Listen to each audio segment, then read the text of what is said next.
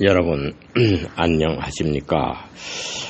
지금까지 플라톤 철학, 또 아리스토텔레스 철학, 그리고 신플라톤 철학 등에 관하여서 말씀을 드렸습니다. 이것은 그 유럽의 역사에 있어서 후기 고대 슈페트 안티케 또는 레이트 엔션트 시대, 시기적으로는 BC 한 200년경에서부터 AD 한 300년경에 이르는 약 500년간의 시기를 슈페트 안티케라고 말합니다. 후기 고대라고 말합니다. 오늘은 그 신플라톤 철학의 그 태두였던 그 플로티노스와 함께 암모니우스 사코스에게서 플라톤 철학을 공부했다고 하는 신학자 오리게네스에 관한 말씀을 드리겠습니다. 이것은 오리게네스 역시 신플라톤 철학자로서 그는 신학의 체계를 수립한 사람입니다.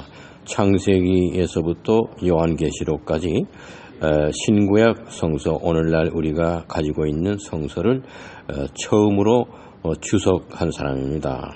그 코멘터리가 성서를 이해하고 성서를 올바로 해석하고 하기 위해서 많은 시간과 정력을 소모해서 처음으로 구약 성서와 신약 성서 전부를 해석을 했습니다. 그리고 성 어거스틴은 플로티노스의 엔네아데스라는 그 책을 읽고 기독교에 개종했지만은 그 플로티노스와 친구였고 암모니우스 사코스에게서 플라톤 철학을 공부했다고 하는 신학자 오리게네스를 매우 존경했고 그 오리게네스의 글을 탐독했습니다. 그 중에서 오리게네스가 창세기서부터 요한계시록까지 성경을 주석한 그것을 어거스틴이 아주 그 중요한 그 기독교의 문헌으로 생각하고 연구하고 탐구했다고 합니다. 성 어거스틴에게도 영향을 미쳤던 그 교부 철학 중에서 가장 중요했던 신플라톤 철학자의 신학자인 오리게네스에 관한 말씀을 드리도록 하겠습니다. 동료들에 의해서 그는 호루스 신의 아들이다, 또는 다이아몬드와 같이 빛나는 고귀한 사람이라, 아다만티오스라는 그런 이름으로 불려진 오리게네스는 주후 184년에 알렉산드리아에서 태어났습니다.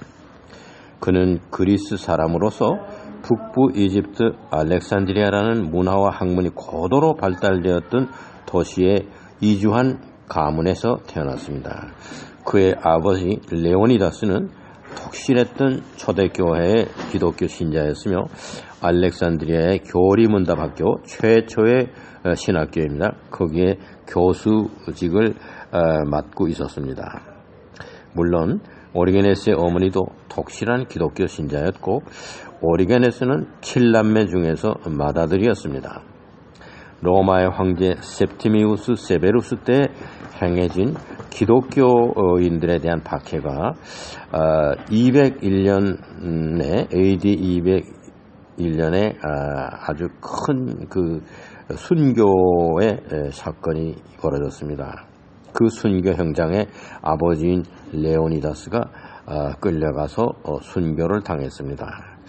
유세비우스라는 그 교회의 역사를 기록한 사람이 그 교회사에서 그때 201년도 그때 그 순교 현장으로 가던 레오니다스와 당시 7살 났던 오리게네스와의 대화했다고 하는 내용을 기록하고 있습니다. 아버지 어디로 가십니까? 그러니까 나는 주님을 만나러 간다. 그럼 그 주님을 만나러 가는 장소에 저도 같이 가면 안 되겠습니까? 그렇게 말했다고 합니다. 그때 레오니다스는 아버지는 말하기를 주님께 나아가기 위해서는 3가지를 공부해야 된다.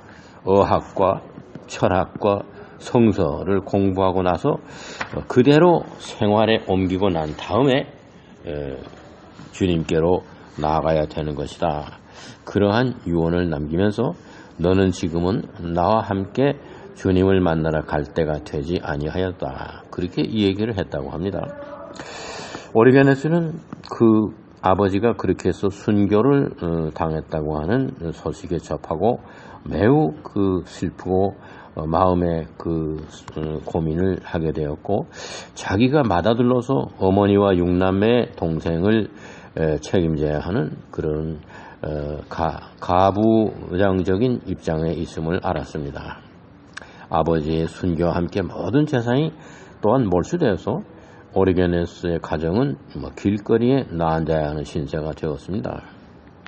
어느 부유한 기독교인의 집에 그래도 당분간 비밀리에 거하게 되었는데, 그 집안 식구 전체는 안티옥 출신으로서 자신을 사도 바울이라 칭하는 정통신앙이 아닌 집단에 속해 있었습니다. 바울의 그 교회에 속해 있었던 것은 베드로에 비하면 정통적인 기독교 집단이 아닌 것으로 그때는 이해되었습니다. 오리게네스와 그의 가족은 이러한 새로운 신앙의 모임에 참석하지 않을 수가 없었는데, 오리게네스는 자신의 신앙의 구조를 아버지로부터 그리고 판타이노스와 클레멘스로부터 배운 신학적인 내용을 지키기 위해서 가족들과 함께 거처를 옮겨 다녔습니다. 아버지 레오니다스와 순교와 함께 교리문답 학교의 교수들은 모두 다 피신하였습니다. 클레멘스 역시 행방을 감추게 되었고, 당시 교리문답 학교는 그리스의 로고스 철학과 황제들이 숭상하는 스토아 철학을 가르치는 장소로도 명성을 얻었는데, 이 신학교는 그러한 철학적인 교육기관이었기 때문에 박해 중에서도 존속될 수가 있었습니다. 오리게네스는 자기 친구인 알렉산더, 이 알렉산더는 나중에는 예루살렘에서 감독이 되었습니다. 그 알렉산더와 함께 교리문답 학교에서 강의를 계속했습니다. 이때 플루타크와 헤라클라스 두 형제가 오리게네스의 강의를 듣고자 멀리서 찾아왔습니다. 플루타르크는 순교를 당했고, 헤라클레스는 후에 알렉산드리아의 감독이 되기도 했습니다. 계속해서 기독교의 박해는 그치지 않았습니다. 많은 기독교 신자들이 투옥되고 또 순교를 당했습니다. 오리게네스는 투옥된 그리고 순교를 앞둔 신자들을 찾아다니면서 믿음을 강화하고 그들을 위로하고 신앙적으로 굳건하게 했습니다. 19세 때 오리게네스는 박해의 기독교인들의 그 박해의 위험 중에서도 교리문답 학교의 학장직에 취임했습니다. 오리게네스는 그러한 교리문답 학교의 교과과정을 초등부와 고등부로 구별하고, 초등부에서는 언어학과 철학, 그리고 성서 이해의 방법, 은유적인 해석 방법, 알레고리라고 얘기합니다. 은유적인 해석 방법을 필수 과목으로 해서, 고등부에서는 성서 주석과 교회사, 그리고 교리에 대한 그런 강의, 이것을 가르치도록 했습니다. 교리문답 학교의 명성은 아테네와 로마에까지 퍼져서 기독교 신자가 아닌, 심지어는 무신론의 확신을 가진 젊은이들도 오리게네스 밑에서 초등부의 과정을 이수하기도 했습니다. 자신은 무신론자라고 주장하는 그런 사람들에게도 오리게네스는 공부할 수 있는 기회를 열어주었습니다. 그런데 학업 도중에 자신의 소신을 바꾸어서 고등부에 등록하면서 성서를 연구하고 기독교에 참신한 교리를 배우고 난 이후에는 아주 독실한 기독교 신자가 되는 경우도 적지 않았기 때문에 오리게네스는 자신을 무신론이라고 주장하는 학생들도 받아서 입학시켜서 공부를 하게 하였습니다. 우리는 그 오리게네스가 그 알렉산드리아의 교리문답 학교에서 젊은 남녀들을 가르쳤는데, 그 중에는 포타미아나라는 여자도 그 제자로 아주 오리게네스의 사랑을 받고 그랬던 훌륭한 여성 그 학자가 있었습니다. 또 그런데 순교를 당하는 그런 현장에서 포타미아나는 어머니 마르셀라와 함께 화형에 처해졌습니다. 이러한 것을 실제로 목격했던 오리게네스는 참 당대의 많은 번민과 고민 속에서 공부하고 신앙생활을 하였습니다. 우리는 오리게네스가 어떻게 그러한 방대한 지식을 소유하게 되었는가? 우선 오리게네스의 공부한 모든 것을 우리가 좀 조사해 볼 필요가 있습니다. 그래서 오리게네스는 철저한 금욕 생활을 하는 가운데 별로 잠자는 시간도 많지 않았습니다. 주후 211년 AD 오리게네스는 로마로 갔습니다. 그 로마에서 베드로가 목회했다고 하는 교회, 또 예수님의 형제 야고보도 만나고 그 교회에서 열심히 베드로에게 예수 그리스도에 관한 이야기를 들었습니다. 그리고 또 당대의 대신학자였던 히폴리투스 밑에서 또한 학업을 계속하기도 했습니다. 로마에서는 베드로를 직접 만나고 또 히폴리투스도 직접 만나서 신앙과 신학 이 문제에 있어서 원천, 신학의 원천이요 신앙의 원천지인 로마로 가서 자신의 기독교 신학과 기독교 신앙생활에 상당히 깊은 차원을 개척하기 위해서 노력하였습니다. 오리게네스는 주후 218년에 당대 알렉산드리아의 부호 암브로지우스, 밀라노의 대주교가 아니고 그냥 사업해서 돈이 많았던 암브로지우스라는 사람이 있었습니다. 그 암브로지우스가 오리게네스에게 많은 경제적인 지원을 해주고 7명의 아주 필적이 아름답고 뛰어난 사람들을 고용해서 오리게네스가 많은 저작을 내는데 오리게네스가 쓴 원고를 정리하기도 하고 또는 불러주면은 받아쓰기를 해가면서 오리게네스의 무려 1000여 권이 넘는 방대한 저술 이것을 경제적으로 지원하였습니다. 그리고 앞서에서 플로티누스 때 이야기를 하면서 플로티누스와 함께 암모니우스 사코스 밑에서 플라톤 철학을 공부한 일도 있습니다. 오리게네스는 그때 당시 플라톤 철학과 아리스토텔레스 철학을 마스터하였습니다. 오리게네스의 생각은 하나님으로부터 말씀, 또 플라톤 철학, 아리스토텔레스의 철학 이런 것이 다 하나님의 말씀에 속한 거라고 생각하였습니다. 이러한 오리게네스의 철학적인 깊이 이것은 그의 신학에 굉장히 중요한 그런 사상의 근본이 되면서 신학에 그리고 신앙생활에 상당한 역할을 하게 되었습니다. 신학자, 철학자, 목회자 이러한 명성을 얻고서 로마의 황실로부터 추앙을 받았던 오리게네스는 교회 내에서는 안수를 받지 않았기 때문에 아주 목회하는 데서 직접적으로 감독이 되거나 예배를 인도하거나 목회하는 데 있어서 많은 한계점이 있었습니다. 그래도 그는 신학의 깊이, 철학의 깊이 속에서 내가 안수를 받고 기름 부은 하나님의 종이 되기에는 인간적으로 부족하다고 하는 생각으로 인해서 안수받는 것을 사양하였다고 하는 이야기입니다.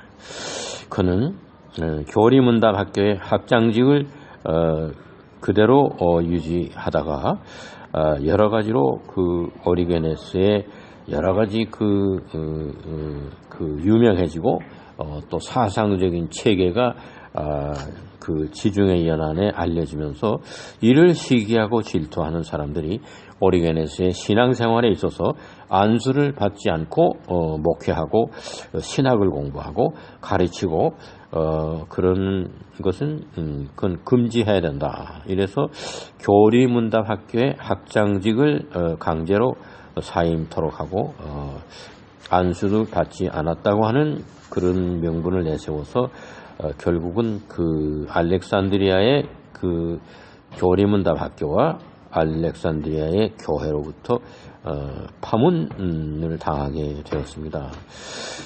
그때 오리게네스는 자기가 가지고 있었던 장서한 모든 문서들을 마차에 싣고 가이사랴 빌립보로 떠났습니다. 그때 그는 말하기를 마치도 그 유태인들이 출애굽할 때 많은 그 짐들을 싣고 나왔던 것을 방불케 하는 내가 알렉산드리아를 떠날 때에는 많은 문헌과 내가 썼던 글과 내가 읽었던 서적들과 이런 것을 싣고 가이사랴 빌립보로 떠나는 그 모습이 이집트로부터 출애굽하는 이스라엘 민족을 방불케 하였다. 그런 이야기를 했는데 그때가 오리게네스 나이가 45세였습니다. 이미 그는 세계적인 명성을 얻었습니다. 신플라톤 학자로서 또 신학자로서 또 참신한 기독교인으로서 또 목회자로서 아주 존경을 받는 대상이 되었습니다. 그가 50세가 되기 전에 그의 주저라고 할 수 있는 페리아르콘 태초의 원리라는 아주 명절을 집필하였습니다. 그 원본은 그리스어로 썼는데 그리스어 원본은 전해지 않고 있고 오리게네스를 아주 존경하고 숭상했던 루피누스가 라틴어로 그 그리스어 원본을 번역한 그래서 페리아르콘 태초의 원리라는 것을 라틴어는 데 프린키피스 원리의 그 모든 근원이라는 뜻으로 라틴어로 번역했습니다. 그것이 오리게네스의 가장 중요한 작품입니다. 그러면 우리는 오리게네스가 세상 학문을 이해하지 못하는데 어떻게 천상의 학문을 이해하겠는가? 그런 제자들에게 그렇게 가르치면서 성서 연구를 가장 높은 학문의 경지로 설명한 오리게네스이지만 철학을 공부해야 되고 역사를 공부해야 되고 물리학을 공부해야 되고 형이상을 공부해야 되고 즉 플라톤과 아리스토텔레스와 피타고라스의 그 모든 그 지식을 총망라해서 공부해야 한다. 그런 연후에 성서를 연구해야 된다고 제자들에게 가르쳤습니다. 우리는 오리게네스가 헥사플라라고 해서 모세오경을 6나라 말로 대조해서 그것을 출판해낸 거 유명한 것입니다. 헥사플라라는 거. 그리고 창세기에서부터 요한계시록까지 주석을 한 것입니다. 성서 주석으로서는 제일 최초의 일입니다. 오리게네스야말로 성서를 아주 깊이 이해한 그리고 지금도 오리게네스만한 학자가 없다고 생각되는 부분은 당시의 플라톤, 아리스토텔레스, 피타고라스에 대한 그 사상을 마스터했습니다. 오리게네스가. 그리고도 성서를 창세기서부터 요한계시록까지 완전히 그 주석해내면서 성서를 마스터했습니다. 그렇게 하면서 기독교의 교리를 그 양반은 아주 높은 차원으로 가르치면서 알렉산드리아의 교리문답 학교에서 기독교의 교리를 아주 높은 차원에서 체계화하고 가르치고 그래 했습니다. 무려 4,000여 권의 그 저서를 남겼다고 하는 오리게네스, 거기에서 그저 한 80여 개 정도가 남아서 오늘날 전해오는데 성서 주석 가운데 아주 가장 완벽히 남은 것이 요한복음서 주석입니다. 또 요한계시록, 창세기, 그리고 중간에 이사야서 이런 것들이 거의 완벽하게 남았습니다. 그 완벽하게 남은 것을 연구해 보면은 오늘날 어느 성서 신학자도 오리게네스만큼 성서를 올바로 이해하고 성서를 해석하고 그런 경우가 없다고 할 만큼 훌륭했던 성서 신학자였습니다. 우리는 그 오리게네스가 그 AD 250년경에 자기 자신이 한 45세에 났을 때입니다. 가이사랴 빌립보로 가서 거기에서 약 20년 동안 개인 학교죠. 거기에서 많은 제자들을 두고 가르치고 했습니다. 그때 그 가이사랴 빌립보에 와서 유학했던 학생들이 돌아가서 자기 고향에 돌아가서 목회하면서 오리게네스에게 편지를 보냈던 그 문헌이 남아있기 때문에 그 편지 속에서 오리게네스가 그 당시 어떠한 그 위치에 있었는가 하는 것을 알 수가 있습니다. 본토 소아시아의 북부지요. 오늘날 터키입니다. 거기에 본토의 그레고리우스와 아테노도로스라는 두 젊은 유학생이 오리게네스의 제자가 돼서 공부하고 고향인 본토로 돌아가서 그 목회 활동을 했습니다. 그가 오리게네스에게 편지를 보낸 내용입니다. 그것을 제가 그리스 원어에서 번역해서 여러분들에게 알려드리겠습니다. 오리게네스와 작별을 고하면서라는 그런 대목에서 그 편지 내용에 기록된 내용이 이러한 내용입니다. 정녕 선과 악을 올바로 깨우친 사람만이 윤리적인 인생을 말해줄 수가 있다고 생각합니다. 선과 악에 대한 분별이 없는 사람은 아무리 해박한 지식을 소유했어도 우리들을 짐승의 삶으로부터 건져내지는 못했을 겁니다. 그래서 많은 젊은이들이 부자가 되는 길, 명예를 얻는 길, 전쟁에서 승리하는 전법, 율법사가 되는 일, 또 사업을 해서 많은 부를 창출하는 일, 이런 일에 관심을 가지고 배우고자 모여듭니다. 이러한 것들은 결국에는 썩어 없어질 육신의 영달을 위해서 스승을 찾아 나서는 노력에 지나지 않습니다. 그런데 우리는 지금 어떤 스승을 만났습니까? 야생말이 제멋대로 날뛸 때에는 고삐를 물리고 참하게 길을 들으시듯 오리게네스 선생님께서는 우리들을 그렇게 가르치셨습니다. 때로는 소크라테스처럼 아름다운 말씀으로 우리들의 귓전을 부드럽게 하셨습니다. 처음에는 다 이해되지 않았지만 그의 말씀이 꿀과 같이 달기에 우리들은 여러 차례 되씹곤 하였습니다. 친구로서 덕을 실천에 옮기는 모범을 보이는 교사로서 거기에 인자하고 덕스러운 어머니로서 오리게네스 선생님께서는 우리에게 올바로 생각하고 경건하게 사는 방법을 깨우치게 하셨습니다. 선생님의 반복하시는 말씀을 우리들은 한 번도 지루하게 또는 불필요하게 받아들이지 않았습니다. 지금도 그 반복하신 말씀들을 잊지 못합니다. 너희는 하늘 아버지를 닮으며 그와 가장 가까운 데 처하며 그의 품 안에 거하라. 이것이 우리들 인간의 최상의 목표이다.